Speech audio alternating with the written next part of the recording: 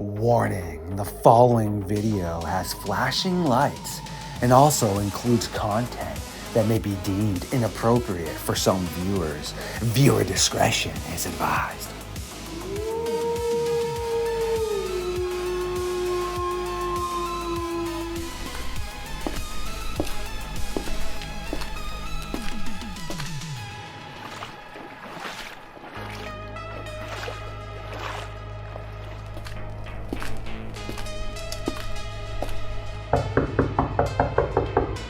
Stu, why have you decided it is worthy to awaken me from my slumber?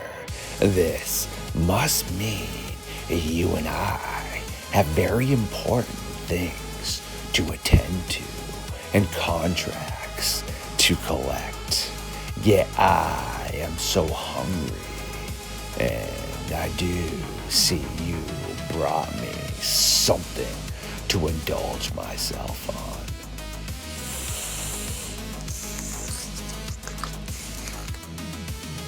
Absolutely delicious.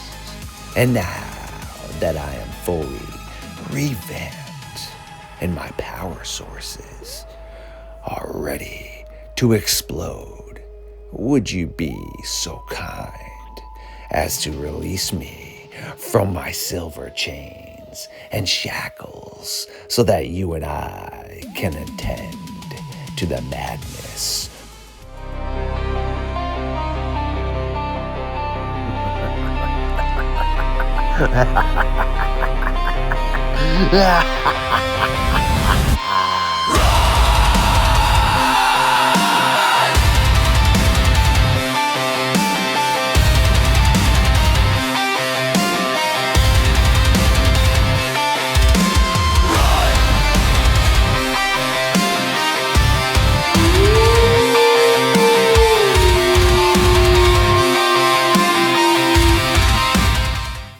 My creatures of the night. Yes, welcome back to another episode of Midnight Lycanthropy here on LordeStarfox Radio.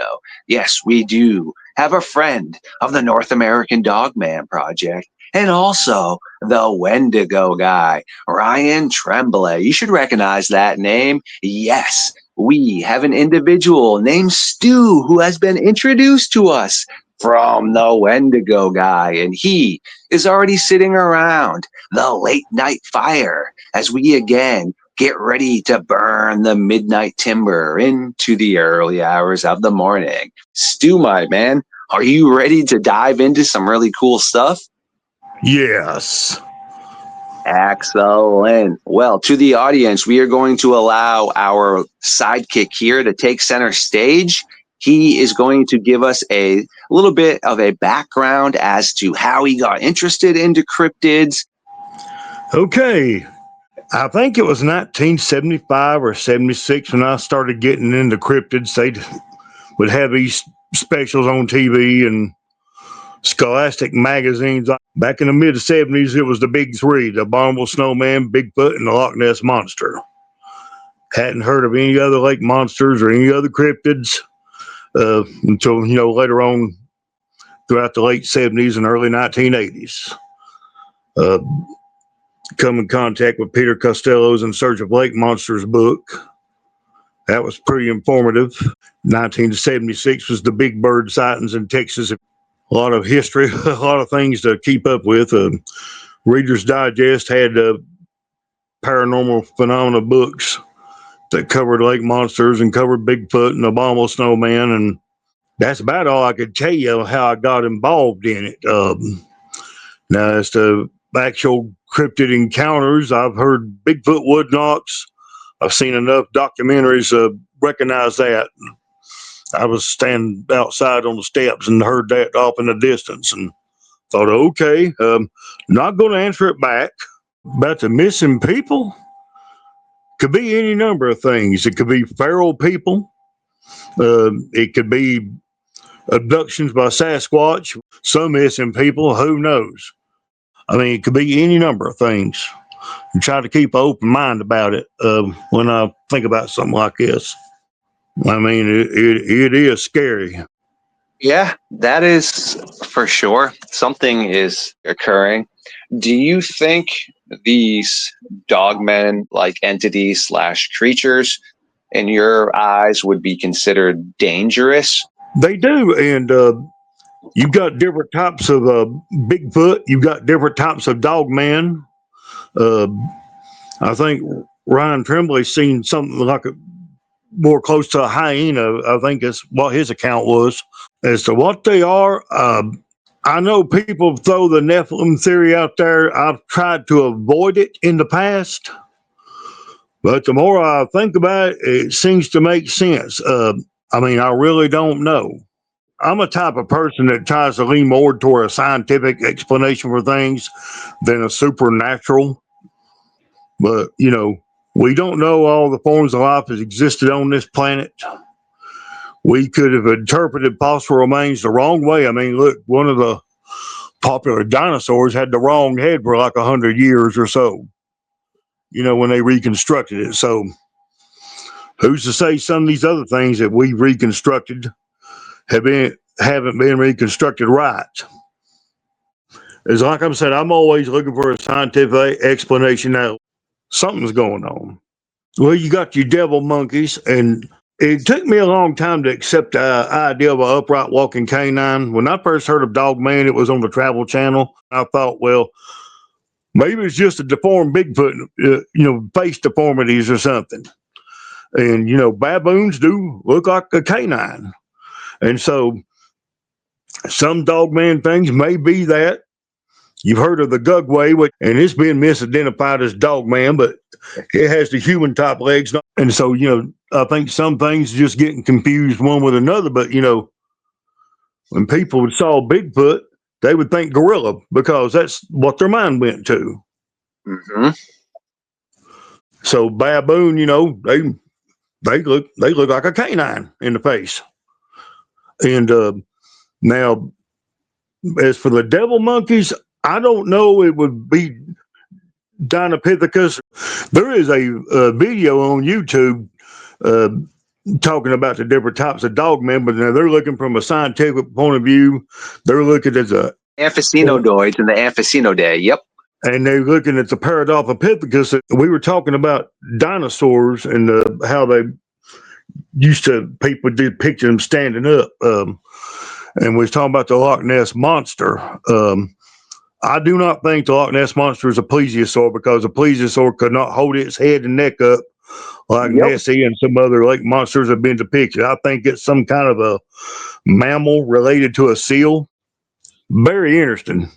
It's super gnarly stuff, my friend. Have you ever had any sort of what you thought could be dogman encounters? I'm also friends on Facebook with Danielle Stedman, and I'm sure you know of her account.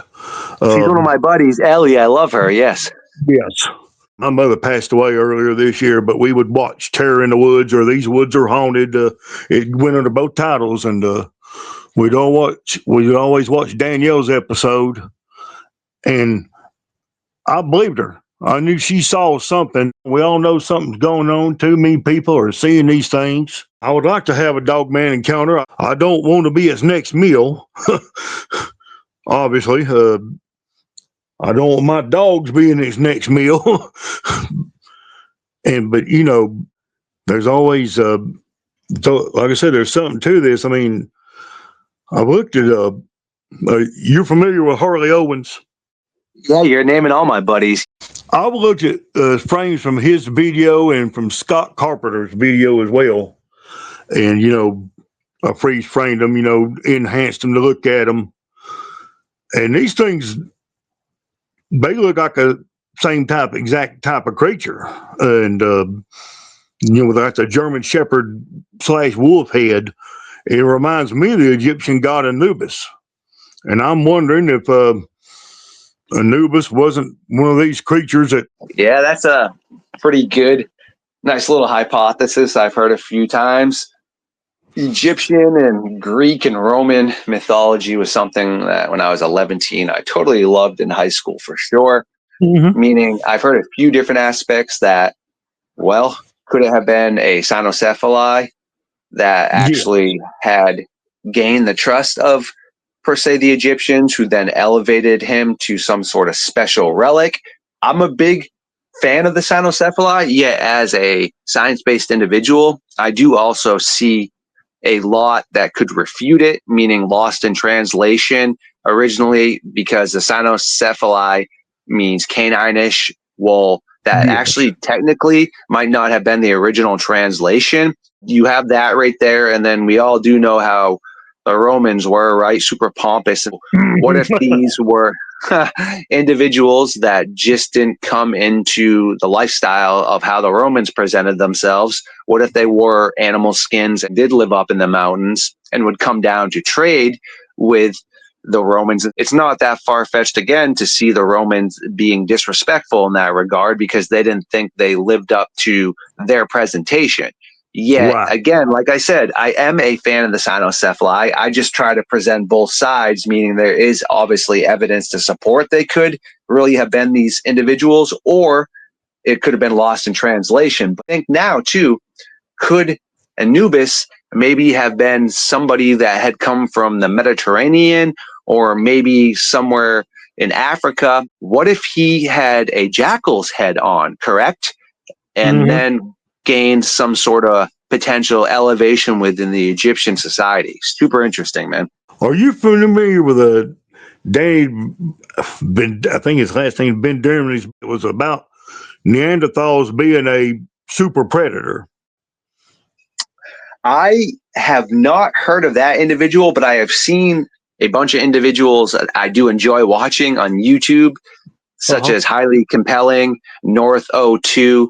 They dive into primitive hominoids and prehistoric ancestors. And yes, they've spoken about that a bunch of times, which then translates into why we as people always are seeing potentially faces in the forest, because at points in time, those would have Hmm. been, per se, Neanderthals or some sort of other hominoid that was fearful to us. In this book, they reconstructed a Neanderthal.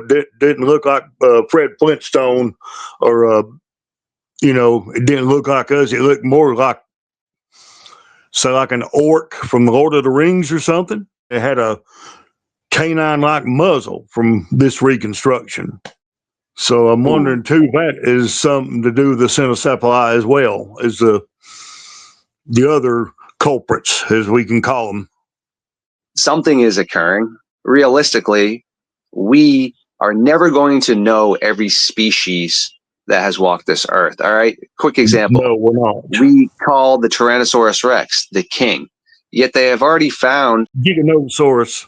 yes, there you go, that is actually larger than the T Rex, correct? In Yeah. theory, could there not be other larger predators that did exist? Because people don't realize how hard it is for something to become a fossil. The larger you Right. are, the harder it is.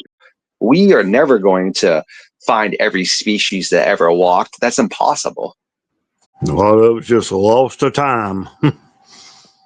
Super gnarly, my friend. Well, what else do you think is happening with this? Do you personally think that it would point more towards Dogman being primate based, or some of the other references you had mentioned? Because baboons, I encourage anyone to check it out, have the bent back canine looking legs. They look like canine legs. They also are quadrupedal. They have no problem being bipedal. They have huge manes. They have huge elongated teeth. They have glowing eyes. A lot of people don't realize yellow baboons have infrared vision because they have to deal with Hmm. predators. Their eyes are always glowing. They have raccoon, squirrel-like hands. Okay, now. Yes, because Dogman is reported to have the raccoon-like hands. Mm-hmm. But if something looks like a half canine and half primate, then it's obviously some kind of a primate, unless there's something else going on we don't know about. And we know that polar bears and grizzly bears have produced offspring. So Yep. I am interested in Dogman. Bigfoot, yeah, but I'm more interested in the mountain giants. More fascinated with that. or what they call mountain trolls. They're leaner, bigger. I guess that comes from that, or just a fascination with things. Makes sense right there. That's excellent, my friend. Well, yes, as we are starting to tie this up, would you like to let everybody know what you're going to be working on here in the near future? Also, some of the projects that you already have worked on? You can send me a friend request. Uh, as far as work stuff, I just do film projects and stuff, and I did put them up on YouTube, but like I said, I'm working on something at the moment. I can't really say what it is. They cover my own backside. It's just I do music, play punk rock, and that's up on YouTube under the band name the Stun Boys. Founding member and constant member, and right now the only member. You want something done, do it yourself, is what someone used to tell me. Anyway, just got a lot of hobbies going on. I don't have any cryptid based stuff yet. Maybe this is an open door. I would like to get out in the field sometime, health issues permitting, but that remains to be seen. Beautiful stuff right there. You heard that to the audience. Please make sure to go over and support everything that Stu is doing as well. We are going to try and get him back over here sooner than later. He is a busy individual, yet you will be hearing from him again. Make sure to like, subscribe, comment. It really helps us content creators grow as a channel for sure. I do appreciate everyone in the support.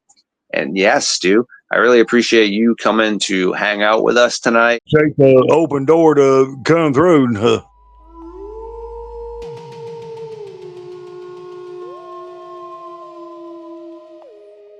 Oh, my legendary creatures of the night. I do adore every single one of you. And thank you for hanging out tonight. Please like, comment, subscribe, share the truth to the good old algorithm.